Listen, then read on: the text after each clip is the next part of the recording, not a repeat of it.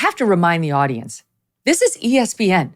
They're one of the wokest, most vocal news organizations when it comes to political viewpoints of any of them. It's fine to speak out on dicey political or cultural issues at ESPN if you're not named Sage Steele, somebody who is obviously more fair and balanced in her approach to these issues. That's fine. And we pulled just a couple of examples just to remind people it was happening all around you. Anybody could have excused you for not understanding that apparently you're not allowed to speak out. I'll just go through a couple. All right, so this is 2017. Here's Jemele Hill and her tweet about then President Donald Trump. Later, she would get suspended because she piled on after this tweet.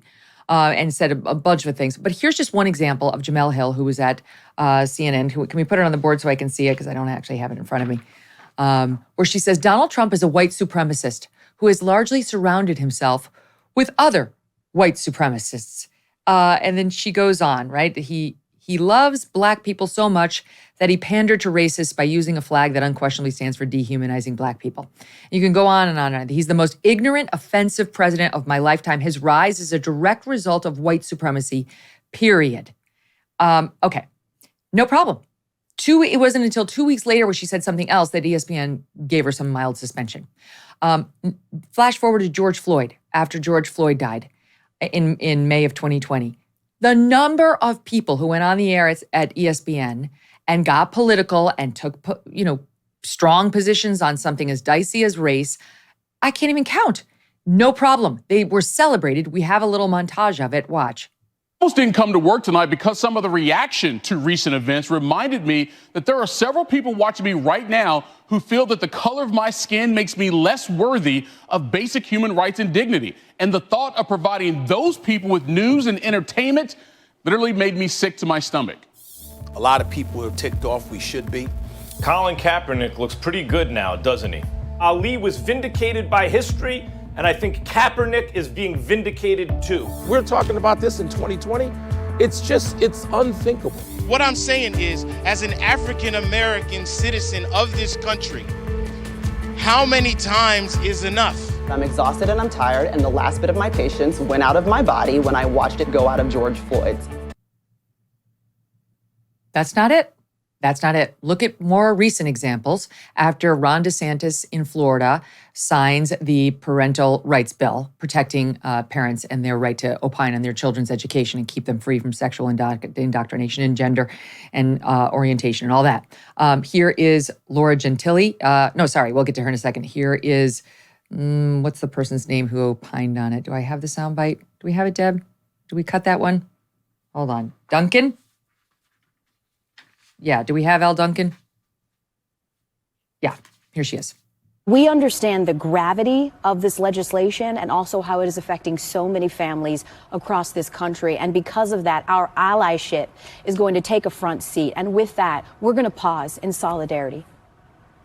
Our LGBTQIA plus teammates at Disney asked for our solidarity and support, including our company's support in opposition to the parental rights in education bill in the state of Florida and similar legislation across the United States. And a threat to any human rights is a threat to all human rights. And at this time, Courtney and I, we're going to take a pause from our broadcast to show our love and support.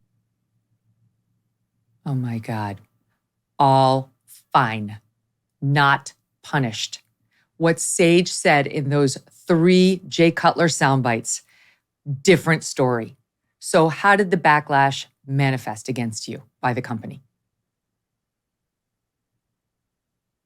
I feel like there's like almost 2 different conversations there. I think the difference is quite obvious that I was on a podcast, not on ESPN airwaves, on a day off. To me, it was very different compared to what you just played. Listen, all I ever wanted was consistency. And if we are allowing my peers to go on social media much less on our own airwaves, saying things that are anything that have nothing to do with sports, that are political, that are not true quite often, because the parental rights bill in Florida is not what many people claim that it is. Most people apparently didn't take the time to read it. Then I should be allowed on my personal time to give my opinion on my experiences personally, without telling others what to do, or how to feel about being biracial or being forced to take a vaccine. And I think that's just what breaks my heart, is that there were different rules for me than everyone else. Yeah, there certainly were.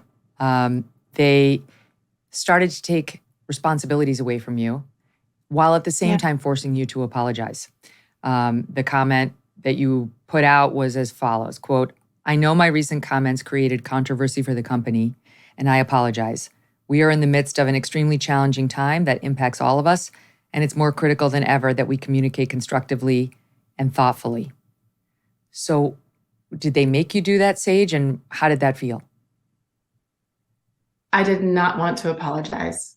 I fought and I fought and I begged and I screamed. And I was told that if I want to keep my job, I have to apologize. And I need my job. And I love my job, Megyn. I loved it. Loved it.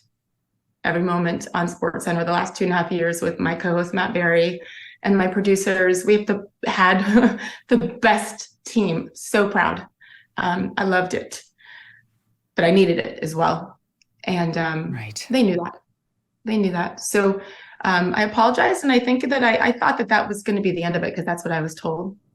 But when it continued and there were events taken away, events I'd worked years to get, and I was just told, hey, we need a little more time.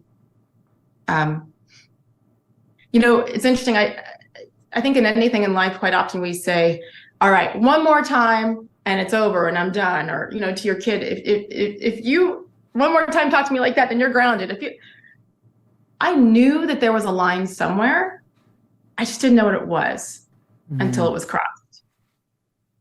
And when I lost the Rose Parade, which just was a big deal. It was on ABC, and it was it's iconic and it was special. That was it.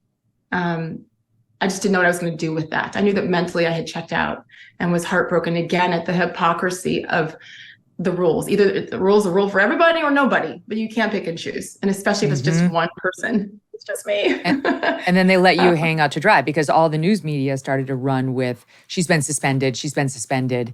Meanwhile, no one told you were suspended, but they were happy to see you twist in the wind.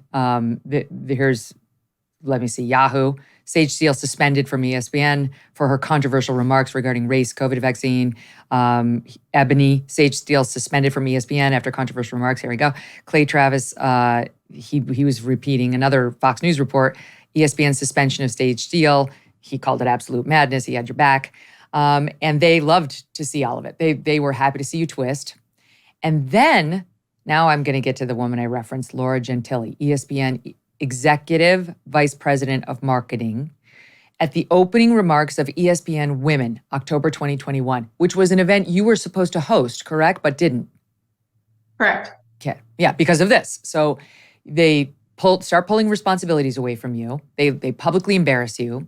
And then this woman gets up there in the spot where you're supposed to be hosting and says the following, stop for. We have, a stalwart not with us this year in Sage Steele.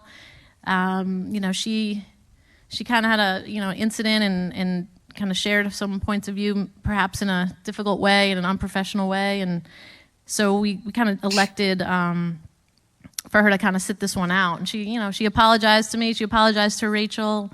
But again, like you said, it's a family, and she's been a part of the summit for 10 years. She'll always be a friend of mine. And so, you keep marching on. Some friend. I want to clarify one thing, because because of the firestorm, I actually volunteered to step away from the summit that year. It was all in the middle of it. I had been told that I was supposed to interview Halle Berry for the upcoming movie she was starring in and directing as well, I think. And then apparently Halle Berry's team said that they wouldn't come if I were there.